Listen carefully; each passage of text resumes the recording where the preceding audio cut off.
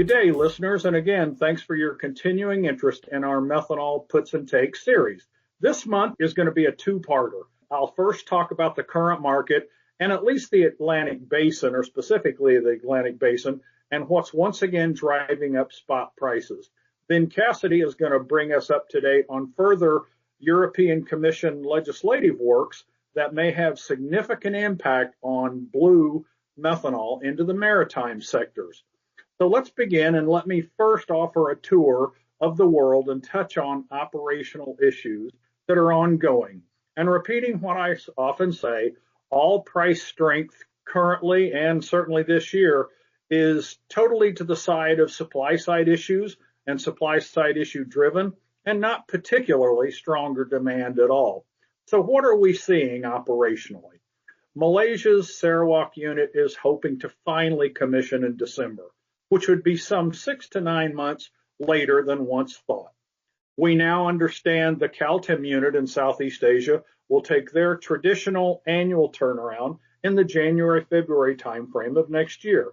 The Methanex New Zealand complex still remains down, giving back gas to the country that is in dire need of that supply.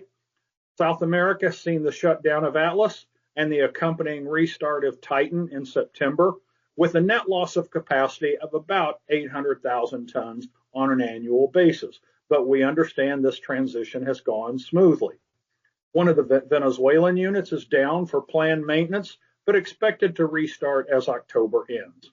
The U.S. sees the Nat Gasoline unit still down following a natural gas pipeline rupture, and maybe hopes to return in November, although there's nothing definitive that we're aware.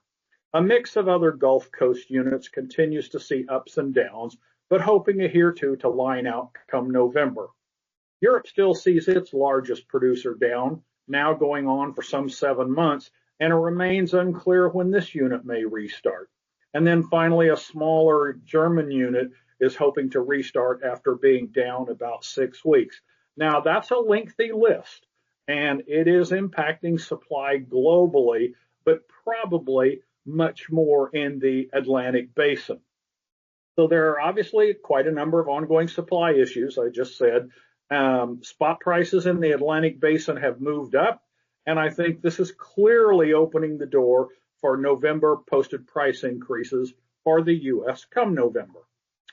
So let me close my talk here speculations about November posted price increases, something that I'm sure is of great importance, particularly to buyers. So some of the background data. U.S. spot prices have averaged about $1.07 per U.S. gallon in September. As of last Friday, October prices were averaging almost $1.12, an obvious 5-cent uptick.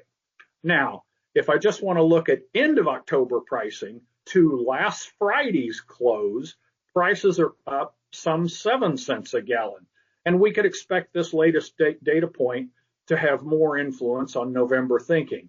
Now, this week, November barges have been offered as high as $1.18 per gallon, but so far attracting no takers.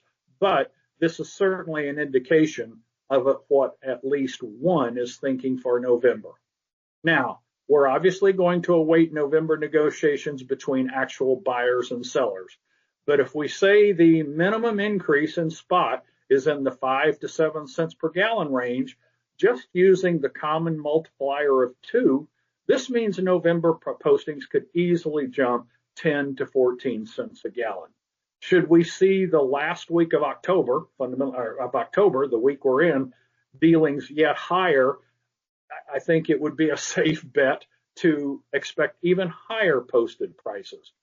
So whatever happens on November, at a minimum, November is going to carry December.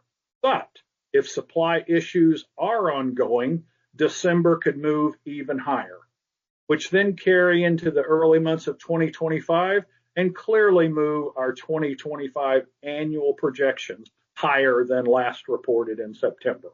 Now let's transition to the world of low carbon methanol and hear from Cassidy and some very important legislation coming out of the European Commission. And you blue methanol producers, please listen up. Cassidy, bring us up to date. Thanks, Dave.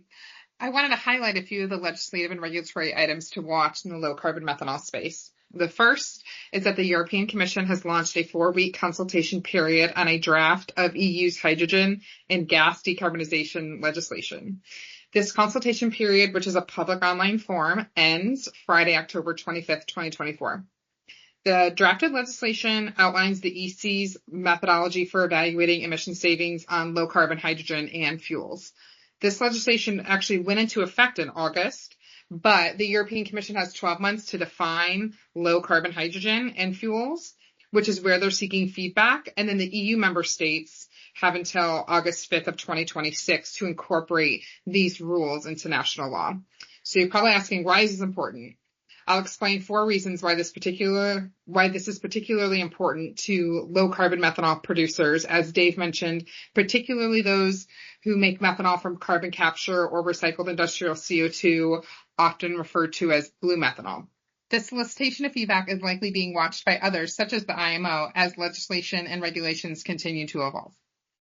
So the first reason why this proposed draft is important is because it has strict guidelines for low carbon fuels, stating that they must achieve at least 70% emission savings compared to the fossil fuel comparator of 94 grams per CO2 equivalent per megajoule on a well-to-wake basis.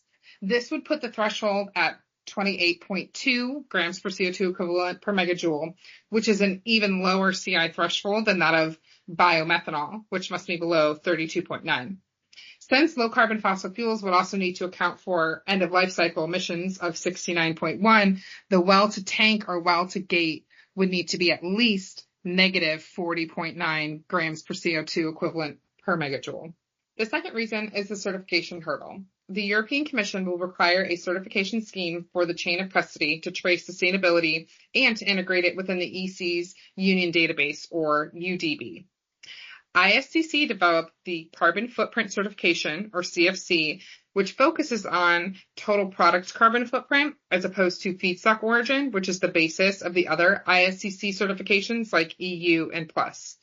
So this drafted legislation would require these certifications to blend, merge, replace one another, therefore potentially changing requirements for each certification or even developing a new certification in order to comply. And thirdly, the aspect of integration into the Union Database, or UDB. A brief intro into UDB, and this comes from the European Commission's website, was that it was set up to enable the tracing of liquid and gaseous renewable fuels and recycled carbon fuels, which has its objective to mitigate the risks of irregularities and fraud in the supply chains by increasing the transparency and ensuring the traceability of consignments of liquid and gaseous renewable fuels. The UDB was scheduled to go into effect November 21, 2024. However, the European Commission has opened another public feedback forum starting October 10th until November 7th, 2024 to solicit feedback. The feedback has already started coming in, and these clients have voiced concerns over transparency, traceability, and the overwhelming bureaucratic effort endured by companies in order to comply with UDB. This feedback is constructive and valid. How can low-carbon fuels be required to receive certification and integrate into the UDB if neither of those systems are successfully running according to their needs? And without them, low-carbon fuels might not be able to fully qualify for incentives and quotas that they are being produced to fulfill. This brings me to the fourth aspect to watch closely, the timeline. All of the policies and legislations revolve on hitting certain targets on a specific timeline. The EU directive states the 70% emission reduction threshold will become more stringent for units that begin operating after January 1st, 2031. This doesn't give much time for the low carbon fuels market to mature between when the European member states establish guidelines in August of 2026 and when they must be up and running by the end of 2030. The timing issues can become quite large, as we've seen with renewable fuels of non-biological origin, or REFUNBO, as that industry waited years before receiving clarification. And perhaps this all feels very European-centric, but this is where the legislation is moving rather quickly and aggressively. The intricacies of a system based on penalties as opposed to incentives leads to a rather interesting chicken and egg dynamic. So all of this to say, stay tuned to see how this will play out in the coming weeks, months, or potentially even years. Let me go back and touch and highlight something that you said. The EU directive states that emission reduction has to be down by 70%, something like that. And when we compare that to the current well-to-wake numbers of 94 grams of CO2 equivalent, so that means, if my math is right, we're looking for well-to-tank low carbon methanol units that have to have CIs of like a minus 40.9, a minus 41. Now, you and I both know we've been beating this sector to death as we've been charged with trying to determine low carbon methanol pricing. My memory right now says I don't know of anybody that's sitting on a minus 41 well to tank.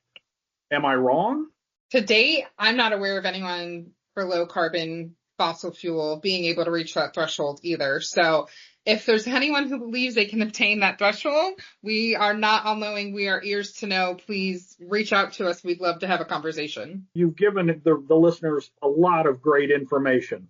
Unfortunately, I will say, coupled with, the timeline and the typicalness of wait and see, you've mentioned the IMO will be watching, obviously, these public feedback forums and how the answers evolve. Can you elaborate a little bit more on IMO thoughts? Yeah, so IMO legislation we've touched on briefly, but I do want to lay out the timelines here just so we can hear them in conjunction with what the European Commission is working on. As of October 4, the IMO's Marine Environment Protection Committee, or MEPC, concluded their 82nd session. As a result of this meeting, the committee produced a draft to use in the coming months to request feedback in order to resolve gray areas and just have an overall refinement of the guidance. The draft discusses the midterm measures for GHG reduction, outlining a goal-based marine fuel standard that will phase in the mandatory use of lesser GHG intensities and a global maritime GHG emissions pricing mechanism. So two very important things to watch there. And all of these are in hopes to achieve close to or net zero by 2050 for the maritime sector. The plan is for MEPC members to vote on this draft at their upcoming meeting, being held in April, with hopes of adoption at their next meeting in the fall of October 2025, followed up with implementation by 2027. And this is important because IMO is a governing body for the maritime space, so it applies to the entire shipping sector. This will be one of few, if not the only, regulatory guidance not tied to a specific region or country's legislation. And due to the varying other policies, the IMO's guidance could influence other policies that have yet to be voted on or policies that have an expiration date. Overall, there's optimism surrounding the MECP draft, but as with other legislative efforts, we will have to wait and see, unfortunately. But hopefully we won't be waiting too much longer. Thanks much, Cassidy, for that overview. I thought that was great information. And obviously, there's a lot of energy ongoing in the low carbon methanol space. Hopefully, we've given our listeners an overview of not only what's going on gray fossil market pricing, but as you just have summarized, all the legislative activities currently active in the low carbon methanol space. And with that, we'd like to conclude another edition of Methanol Puts and Takes podcast, a production of Argus Media, a leading independent provider of commodity pricing and market information.